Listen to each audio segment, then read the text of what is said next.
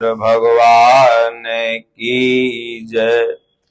आके बिहारी लाल की जय। ओम नमः पार्वती पतये हर हर महादेव।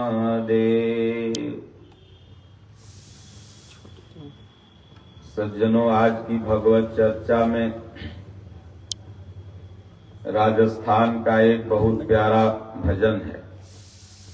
तो आप लोग तो हिंदी समझते हैं, माई लोग कम समझती हैं, तो आज राजस्थान से आप लोग आए तो राजस्थानी का भजन हम सुनाते। ये भजन माताएं बहुत वहां गाती हैं राजस्थान में। तो हमारे पूज्य गुरुदेव भगवान ने इसकी बड़ी सुंदर व्याख्या की है। माई रे मत दीजो मावड़लीनो दोष, करमाणी रेखा न्यारी न्यारी। माता मीरा का बहुत सुंदर पद है और सबके कर्म का जो रेखा है वो अलग अलग है। इसलिए कहते हैं भाई रे मत दीजो दोष। लक्ष्मण जी निषाद राज से कहते हैं निषाद राज माता कैकेयी को दोष मत दो, क्योंकि भगवान राम की भी रेखा जो है ना वो अलग है। को उनका सुख दुख कर दाता, निजकृत कर्म भोग सब भ्राता। इसलिए पहले हम लोग पूरा भजन सुन ले, उसके बाद इसका प्यारा अर्थ समझेंगे। दीदा रे मत दीजो मावड़लीनो दोष, करमाणी रेखा न्यारी न्यारी। भाई रे एक माता रे पुत्र चार, चाराणी करनी न्यारी न्यारी। पहलो रो राजा जी दरबार, दूजोड़ो हीरा पारखी। तीजोड़ो वीण जारी रे हाथ, चौथोड़ो फेरे पूनिया।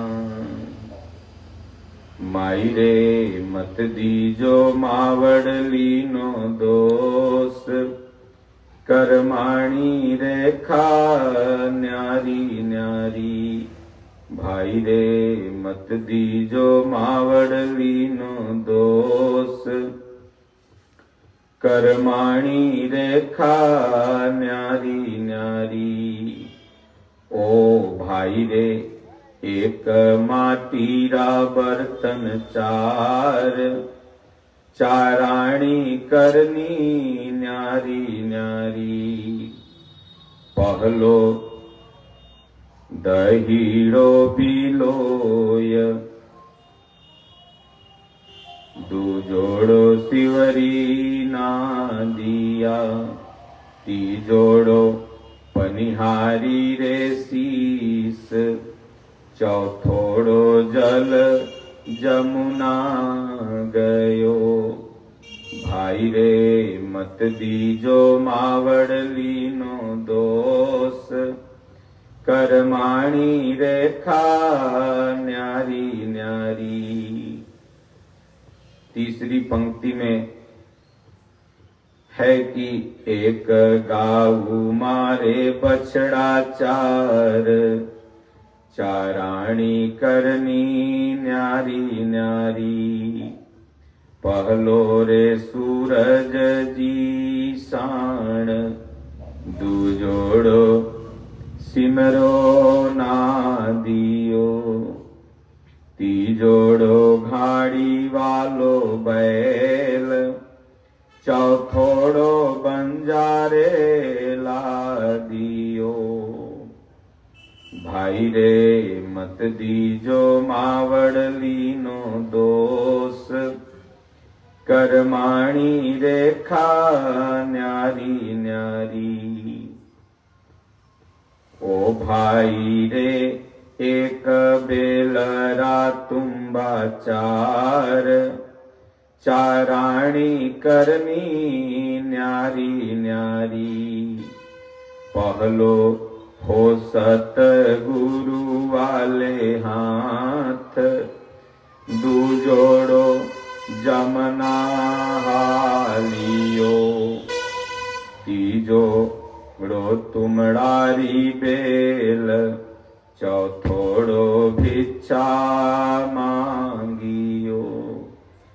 भाई रे मत दीजो मायड़ लीनो दोष, कर्माणी रेखा न्यारी न्यारी। भाई रे मत दीजो मावड़ लीनो दोष, कर्माणी रेखा न्यारी न्यारी। इस पूरे भजन का एक ही अर्थ है कि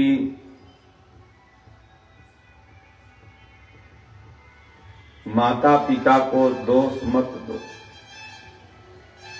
सबके भाग्य जो हैं वो अलग अलग हैं। इस संसार में भले ही पिता एक होता है, माता एक होती है, उसको पुत्र 4 होता है, लेकिन चारों का जो भाग्य है वो अलग अलग है। माता पिता एक, भाग्य सबका अलग अलग। इसलिए मत दीजो मावड़ लीनो दोष, कर्माणी रेखा न्यारी न्यारी। देखिए भरत जी का भाग्य क्या था, भगवान राम का भाग्य क्या था, शत्रुघ्न जी का भाग्य क्या था। पिता तो सबके एक ही थे, लेकिन भाग्य अलग अलग। पांडव कितना सुख से रहते थे, लेकिन सब भाइयों का भाग्य अलग अलग। भगवान कृष्ण का भाग्य अलग, सबका भाग्य यहाँ अलग अलग है।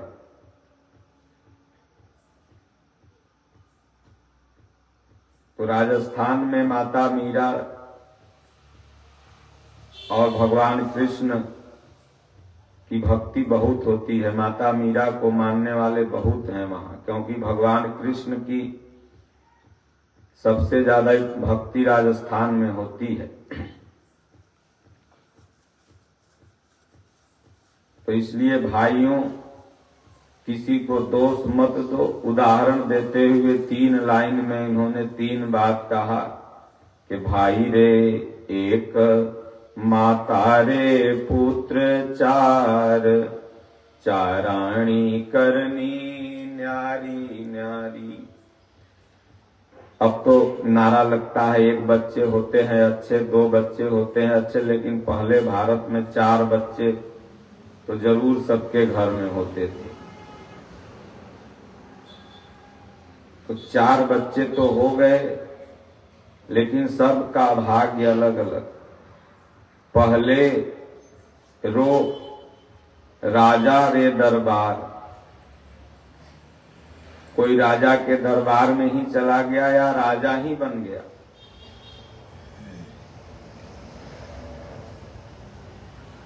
उसका भी भाग्य है। माता पिता तो एक, लेकिन भाग्य अलग है। तभी तो दूजोड़ो हीरा पा रखी, उससे कुछ नीचे का भाग्य दूसरे पुत्र का है।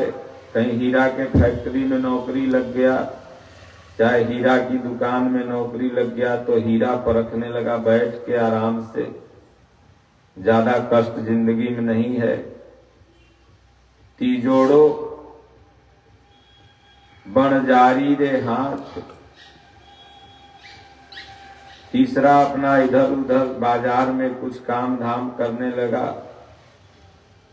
चौथोड़ो फेरे पूनिया, उधर साइकिल से लेकर के बेचते हैं ना जो लोग, चाहे फल हो गया, सब्जी हो गई, वो फेरा लगा लगा के बेच रहा है। एक तो बाजार में दुकान खोल के बैठ गया तो कुछ तो उसका ठीक है, क्योंकि बैठा रहेगा।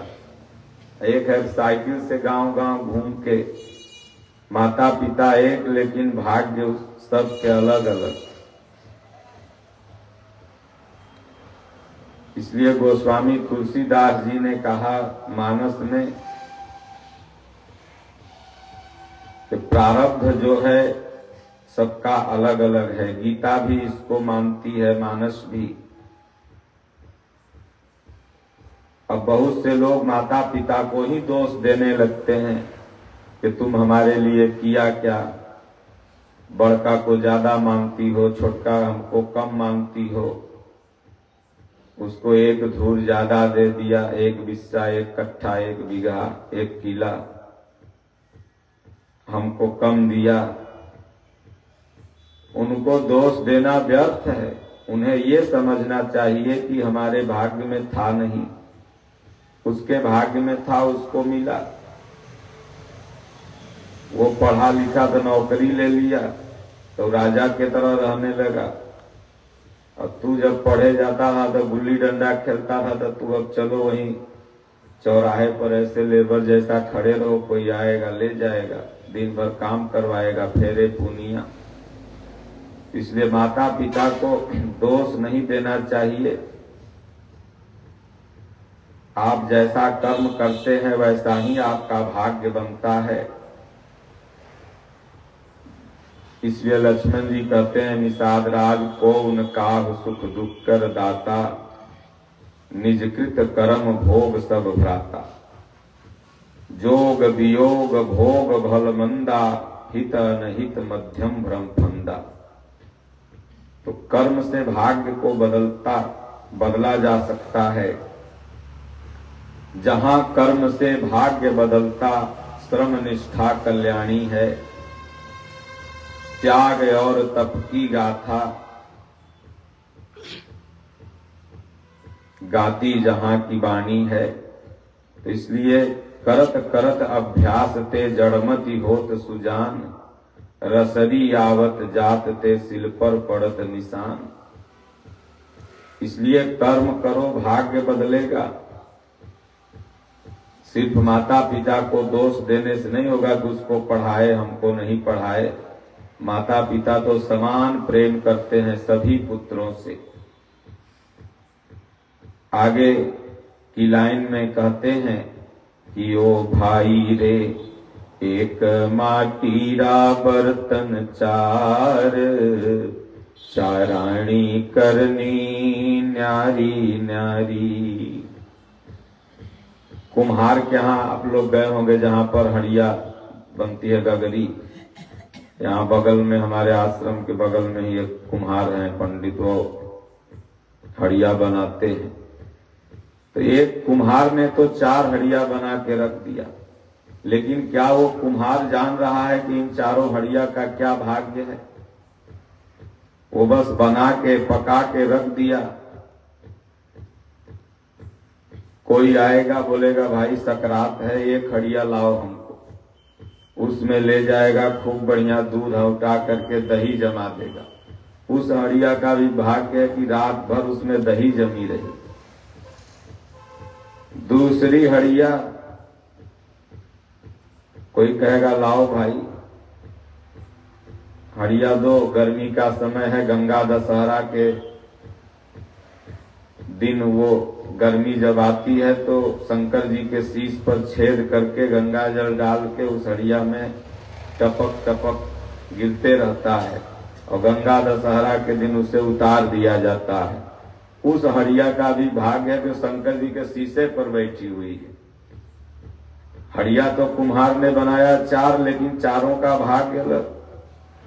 तीजो पनिहाराड़ी ये शीश। राजस्थान में जैसे माई लोग बैठी हैं तो घड़े पर घड़ा, घड़े पर घड़ा लाद करके पानी, एक अब तो सब जगह समरसेबुल मोटर सब हो गया, लेकिन अभी भी कुछ कुछ इलाकों में देखने को मिलता है। तो तो उसका भी भाग्य है और हरिया माई लोग के सिर पर है। और गिरी तो कहीं धबाक दे फूटियो जाती है। और चौथोड़ो जल जमना गयो, चौथी हरिया का भी भाग्य है कि कहीं पर जब मर हो जाता है कोई तो हरिया अपना ले जाते हैं लोग खरीद के, उसी में पिंडदान दान करके वहीं फेंक दिए, जल जमा हुआ है उसमें। तो बनाने वाला तो एक कुम्हार है 4 हरिया को, लेकिन इन चारों हरिया का भाग्य अलग अलग। तो मत दीजो मावड़ लीनो दोष, कर्माणी रेखा न्यारी न्यारी। सबके कर्म की रेखा जो है सबकी अलग अलग है। तीसरे लाइन में उदाहरण देते हुए कहते हैं कि एक गाऊ मारे बछड़ा 4, चाराणी करनी न्यारी न्यारी। एक गैया होती है गौ माता, उसको 4 बछड़े होते हैं। मान लीजिए बछिया नहीं हुई, 4 बछड़े ही हुए। तो पहला बछड़ा का भाग्य देखिए क्या है कि उसको सांड बन गया। सांड को जो भी देखता है कि नंदी बाबा जा रहे हैं, हम दियर में जाते हैं घूमने इधर गंगा जी में, तो सांड सब फ्री चलते रहता है, खा खा के मोटाल है। उसका भी भाग्य है, कोई मतलब नहीं, हर और नहीं जोतना है।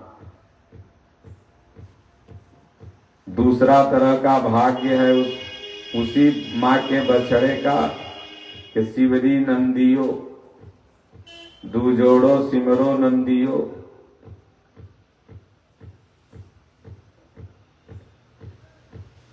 तीजोड़ो घाड़ी वालो बैल, चौथोड़ो बंजारे लादियो। पहला मस्त छूट एकदम, दूसरा नंदी बाबा, तीसरा घाड़ी वालों बैल। जहां आप लोग सरसों के तेल पेराने जाते हैं, राई सरसों, तो पहले आंख पर पट्टी बांध के बैल को ऐसे घुमाया जाता था। उसका भी भाग्य है बेचारे का। उतने कहें कि जिम कोल्हू के बैल को घर ही खोस 50,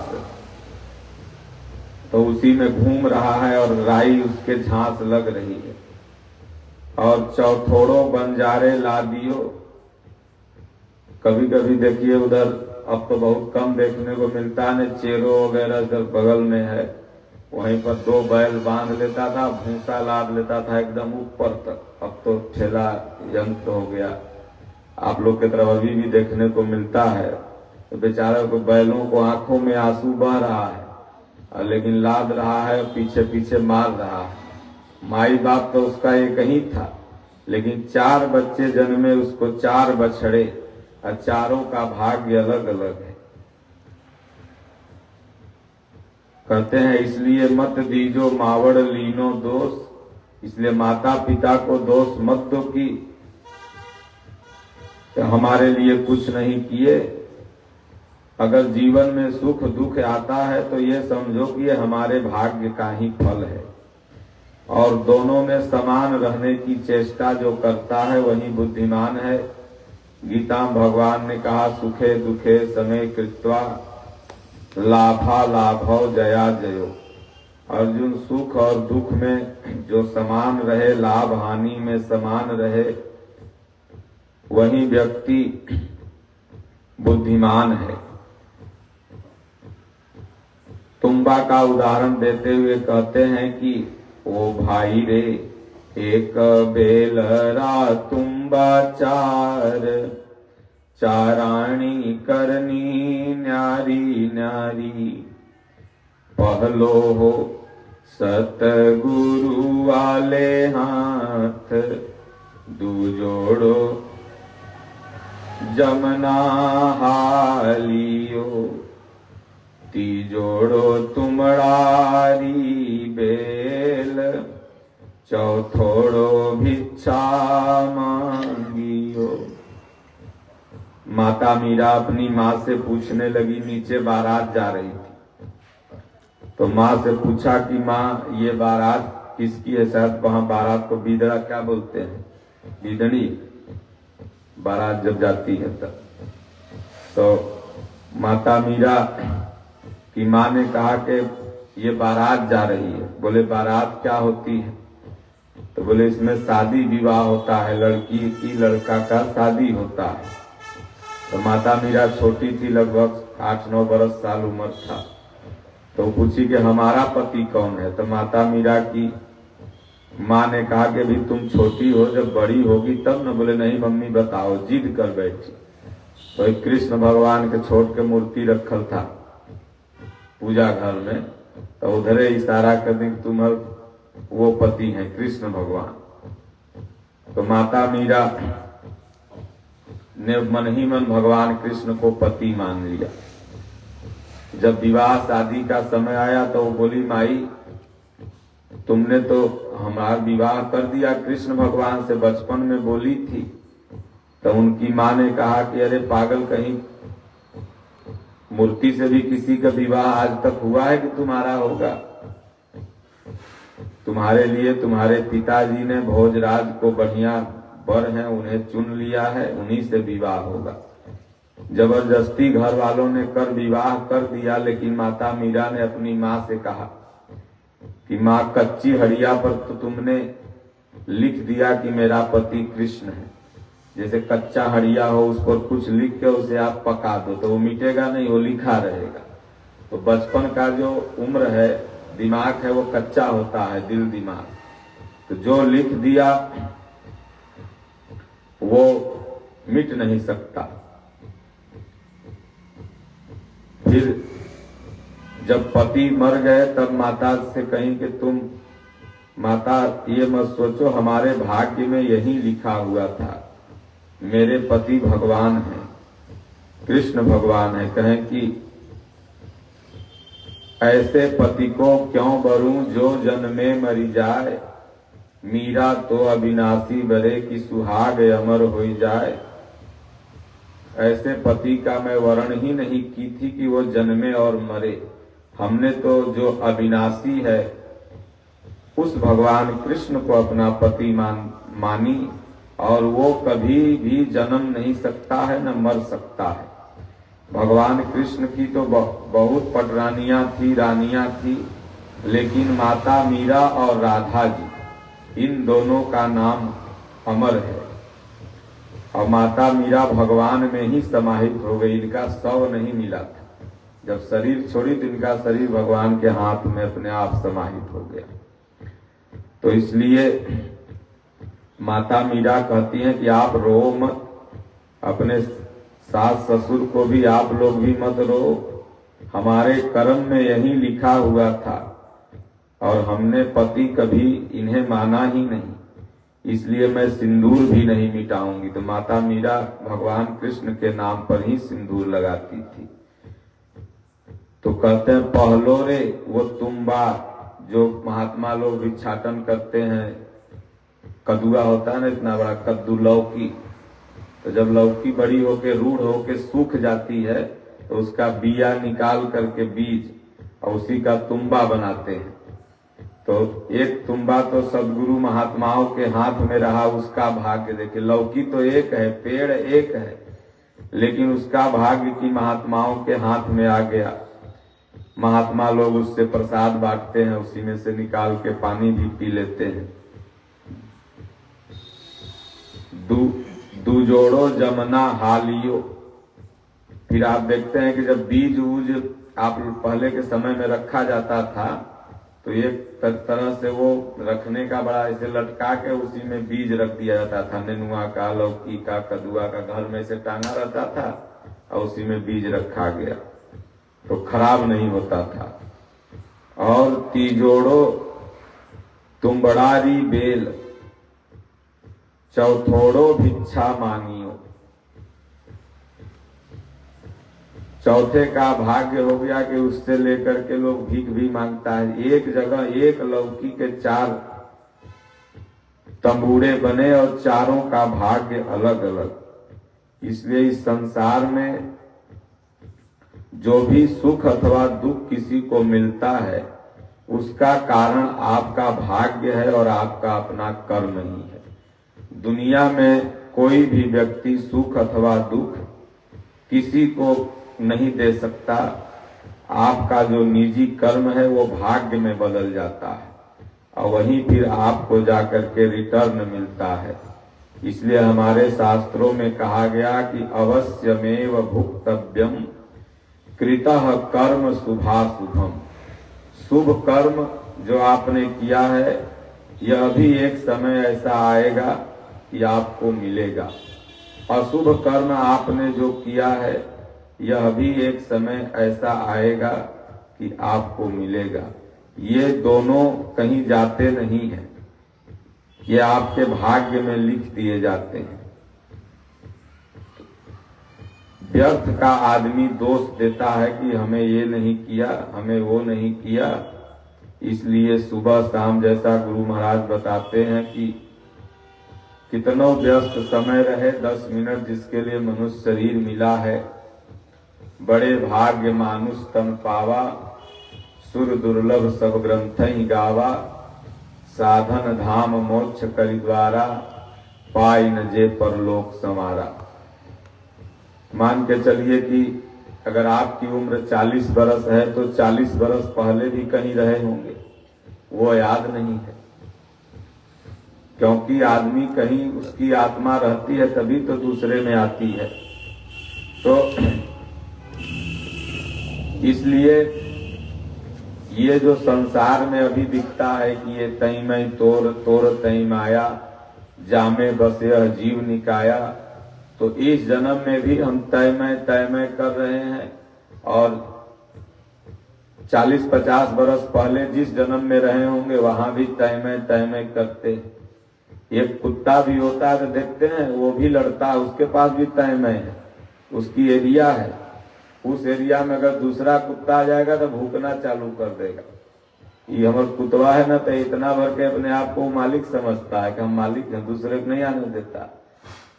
देखिए चिड़ई लड़ती है आपस में, चिड़िया, ये चींटी उटी सब तई में तोर तई माया। इसमें सब जितने जीव हैं सबको लगता है कि हम इतने दूर के मालिक हैं। चींटा को लड़ते हुए देखे हैं, चींटा जब लड़ेगा तो उसका गर्दन मुरेर के तोड़ देता है। अब बताइए उसको कौन लड़ाई, वो कौन गोल्ड के लिए लड़ रहा है, जमीन के लिए लड़ रहा है। ये जीव जन्म जन्म से लड़ा है, जन्म जन्म से काम क्रोध लोभ मोह के चक्कर में। तो इसलिए इस जोनी में भी आकर लड़ाई ही लड़ता है।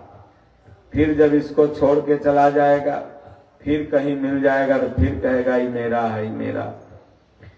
इसलिए मेरा मेरा नहीं करना है, कहो कि सब भगवान का है, हम बस नौकर हैं, इसके देख रेख करने वाले हैं। यहाँ प्रभु मालिक हैं, हम लोग मुनीम हैं। जब तक सांस चल रही है तब तक हम देखेंगे, सांस निकल जाएगी तो जिसका है वो देखेगा। क्या दरबार लगी ही रहती है, दरबान बदलते रहते हैं। दरबार ये भगवान की लगी है, सदैव ऐसे लगी रहेगी। कोई सोच ले कि हम नहीं रहेंगे तो दुनिया नहीं चलेगा, असंभव। क्योंकि दुनिया को हम लोग थोड़ी चला रहे हैं, दुनिया को तो चलाने वाला कोई और है। ये आदमी की मूर्खता है कि सोचता है कि भगवान कृष्ण ने अर्जुन से कहा, अर्जुन तू ऐसा मत समझ कि तेरे चले जाने के बाद ये लोग सदैव तेरे लिए रोएंगे। 10 दिन रोते हैं, 3, 4, 5, 6, 10 दिन अपना माई लोग जाती है वहां घाट पर, झूठों के कुछ रोती है, कुछ सचों के रोती है। फिर 10 दिन के बाद उसी घर में पूरी पकवान बनेगा, सब खाएंगे, शुद्ध होंगे। फिर संबत जैसे ही जलेगी, होली जैसे ही बीतेगी, फिर उसी घर में किसी की शादी हो जाएगी तो नगाड़ा बजने लगेगा, बैंड बजने लगेगा और तुमको लोग भूल जाएंगे। ये बता कि तुम अपने बाप को याद रखा है कि कहाँ है? तो अर्जुन कहा नहीं प्रभु। ये बता तुम कहाँ था, याद है? ये शरीर भगवान ने कहा वस्त्र है, इसलिए लड़, युद्ध कर।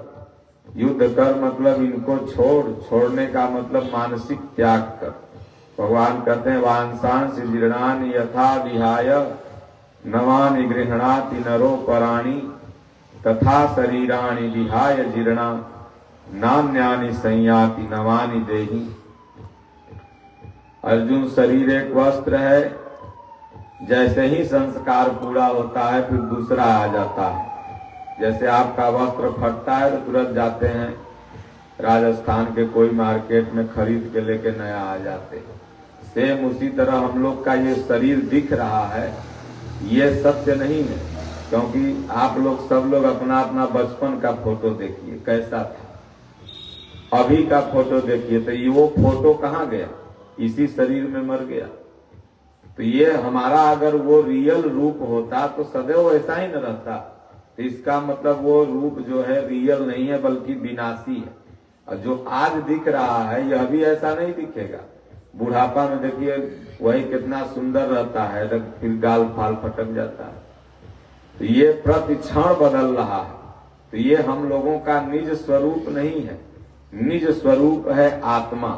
और आत्मा को जो लख लेता है वो परमात्मा को लख लिया, और वो किसी को बता नहीं सकता। कहें काज ये जाने अपना कार्य जनावे पियो, कह कबीर गूंगे की शक्कर खाए सो पै जाने। माता मीरा, गुरु पूर्णिमा का समय था, अब उनके पिताजी एक कृष्ण भगवान का मंदिर बना दिए थे वहीं राजभवन के अंदर। तो माता मीरा जाके कृष्ण भगवान के मंदिर के नीचे रोया करती थी रोज। बिन रोए न पैबू सजन सखियां, भगवान को पाना है तो रोना तो पड़ेगा। तो गुरु पूर्णिमा का समय आया तो माता मीरा को कोई गुरु था नहीं, तो वो सोची कि अब गुरु किसको बनाएं, सब लोग अपने अपने गुरु के पास जा रहे हैं। तो कृष्ण भगवान की मूर्ति की तरफ ताक के देखी, बोली प्रभु हमें तो पता नहीं है कि हमारा गुरु कौन है और मैं किसको बनाऊं, मैं तो सब आपको ही मानती हूँ। और रोते रोते सो गई चरण में, जैसे एक छोटा सा बच्चा रोते रोते माता पिता की गोद में सो जाता है, उसी तरह से। तो सपना देखती है कि कल सुबह जिन संत का तुम्हें दर्शन होगा उन्हीं को गुरु बना लेना। तो सपना की बात भुला गई। जब सुबह उठी अपना ऊपर दतवन कर रही थी दूसरे तल्ला पर राजभवन पर, तो नीचे से वहीं संत रविदास जी गुजर रहे थे।